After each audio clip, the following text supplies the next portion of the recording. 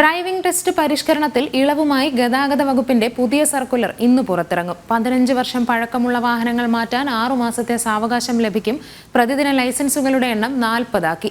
ഉത്തരവ് ലഭിച്ച ശേഷം സമരത്തിൽ നിന്നും പിന്മാറാമെന്ന നിലപാടിൽ driving school association. Driving test പരിഷ്കരണത്തിൽ കൂടുതൽ ഇളവുകൾ പ്രഖ്യാപിച്ച് ഗതാഗത വകുപ്പ്. ഇതുമായി ബന്ധപ്പെട്ട ഉത്തരവ് ഇന്ന് പുറത്തിറങ്ങും. നിലവിൽ ഡ്രൈവിംഗ് ടെസ്റ്റുകളുടെ എണ്ണം 40 ആക്കിയാണ് മാറ്റിയിട്ടുള്ളത്. വിദേശത്ത് പോകുന്നവർ ഇല്ലെങ്കിൽ ലേണേഴ്സ് കാലാവധി കഴിഞ്ഞവർക്കാണ് പരിഗണന നൽകുന്നത്. 15 വർഷം കാലാവധി പൂർത്തിയായ വാഹനം മാറ്റുന്നതിന് 6 മാസത്തെ സാവകാശം ഡ്രൈവിംഗ് സ്കൂൾ ഉടമകൾക്ക് നൽകി. ഡാഷ്ബോർഡ്, ക്യാമറ സ്ഥാപിക്കാൻ 3 മാസത്തെ കാലാവധി നൽകിക്കൊണ്ടാണ് സർക്കുലറിൽ മാറ്റം വരുത്തിയത്. ആദ്യം റോഡ് ടെസ്റ്റ് എടുത്തിട്ട് പിന്നീട് എച്ചെടുക്കുക എന്ന തീരുമാനത്തിലും എത്തിയിട്ടുണ്ട്.